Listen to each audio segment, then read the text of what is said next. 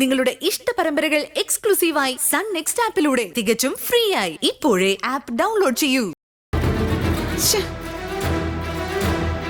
അങ്ങോട്ട് അമർത്തി തുടക്കടി. തറയൊക്കെ നല്ല കണ്ണടി പോലെ തിളങ്ങട്ടെ. അമ്മായി,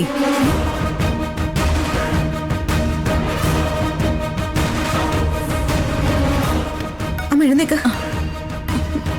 വയ്യാത്ത അമ്മയെ കൊണ്ട് ജോലി ചെയ്യിപ്പിക്കരുതെന്ന് ഞാൻ പറഞ്ഞതല്ലേ? ഏട്ടത്തിയോട് വഴക്കിടണ്ട. ഏട്ടത്തി നിർബന്ധിച്ചിട്ടല്ല ഞാനതൊന്നും ചെയ്യുന്നത്. അമ്മ വെറുതെ അമ്മായിയെ ന്യായീകരിക്കണ്ട. അമ്മായി ഓർഡർ ഇടുന്നത് ഞാൻ കണ്ടതാ. കണ്ടെങ്കിലേ കണക്കായി പോയി. ഇവിടുത്തെ ജോലികളൊക്കെ ഇവളല്ലാതെ വേറെ ആരാ ചെയ്യാ? അമ്മായി കൂടുതൽ ന്യായീകരണം ഒന്നും പറയണ്ട. രാവിലെ ഞാനിവിടെ തൂത്ത് തുടച്ചിട്ടാ കോളേജിൽ പോയത്. ഇപ്പൊ മനഃപൂർവ്വം അമ്മയെ ദ്രോഹിക്കാൻ വേണ്ടിട്ട് തന്നെ ഈ ജോലി ചെയ്യിപ്പിക്കുന്നത്. അയ്യടാ മനുമേ, എനിക്കിത്തിരി വൃത്തിയും വെടുപ്പും ഒക്കെ കൂടിപ്പോയി. അതാണോ നിന്റെ പ്രശ്നം? ദേ, ഈ തറയിലൊക്കെ ഒട്ടും അഴുക്കാവാൻ ഞാൻ സമ്മതിക്കില്ല. അത്രയ്ക്ക് വൃത്തിക്കാരിയാണെങ്കിലേ അമ്മായി തന്നെ ക്ലീൻ ചെയ്യണം. അതെങ്ങനെ? മനസ്സിൽ വൃത്തി തൊട്ട് തീണ്ടിട്ടില്ലല്ലോ. എന്റെ മനസ്സിന് നിന്റെ സർട്ടിഫിക്കറ്റിന്റെ ആവശ്യമില്ല. ചേച്ചിയും അനിയനും കൂടി എന്നെ പൊരിക്കാൻ വന്നാലേ ഞാൻ നിന്ന് തരില്ല. എങ്കിലേ ശിവാനി ഈ വീട്ടിൽ വന്ന് നിൽക്കും. അതിന് നീയേ 7 ജന്മം ജനിക്കണം. എടി മോളെ, നിധി ഗൗതമേ, നിന്നെ ഈശ്വരമംഗലത്തുനിന്ന് അടിച്ചിറക്കിയപ്പോ തന്നെ എനിക്ക് വിവരം കിട്ടി. ഏട്ടത്തി എന്താ പറഞ്ഞത്? ഇവളെ അടിച്ചിറക്കിയെന്നോ?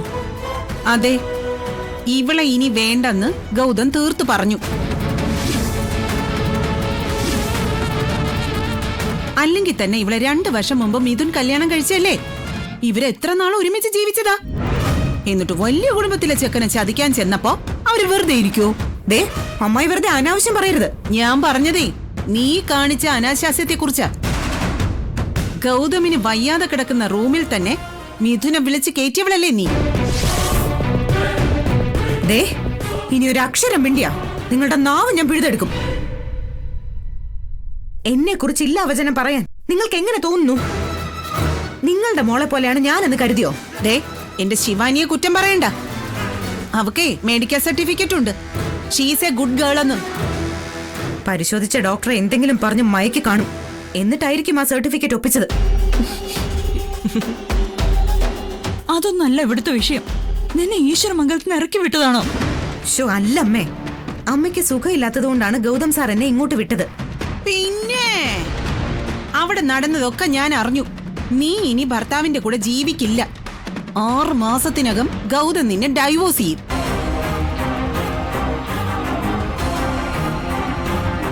അപ്പോ ഞാൻ ഊഹിച്ചത് ശരിയാ. എനിക്കെതിരെ ഈ നാടകമൊക്കെ ആസൂത്രണം ചെയ്തത് വസുന്ധര ആന്റിയും ശിവാനിയും ചേർന്നാണല്ലേ? അവര് മാത്രമല്ലടി, ഞാനും ഉണ്ട് അവരുടെ കൂടെ. എന്റെ മോൾക്ക് കിട്ടാത്ത ഭാഗ്യം നിനക്കും വേണ്ട. രേണുകേ, നിന്നെ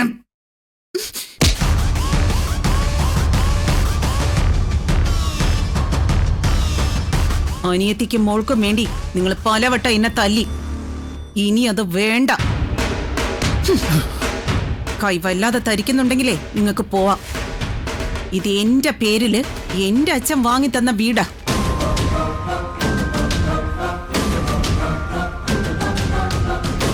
എന്തായാലും വന്നതല്ലേ, നിന്റെ അമ്മ ചെയ്തതിന്റെ ബാക്കി പണി നീ ചെയ്തോ. അമ്മായി,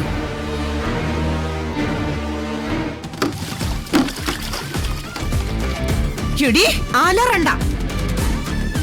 വലിയ വൃത്തിക്കാരിയാണെന്നല്ലേ അവകാശപ്പെട്ടത്? വേണമെങ്കിൽ തനിയെ തുടച്ചിട്. മാമേ, ചെല്ലടി ചെല്ല്. ഇതിനൊക്കെ നീ അനുഭവിക്കും. എല്ലാത്തിനെയും ഞാൻ അനുഭവിപ്പിക്കും.